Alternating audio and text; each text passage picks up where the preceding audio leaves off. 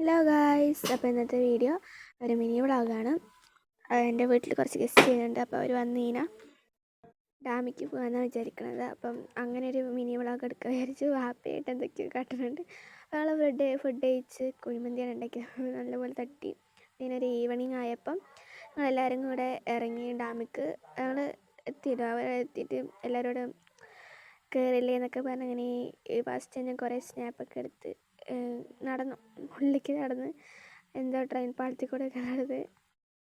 അങ്ങനെ പ്രത്യേകിച്ച് അവിടെ അങ്ങനെ കാണാനൊന്നും ഇല്ലല്ലോ. അപ്പം അങ്ങനെ കുറച്ചൊക്കെ കണ്ട് ഫോട്ടോ എടുത്ത്, കൂടുതൽ ഫോട്ടോഷൂട്ടും പിന്നെ റീൽസൊക്കെയാണ് എടുത്തിട്ടുണ്ടായിരുന്നത്.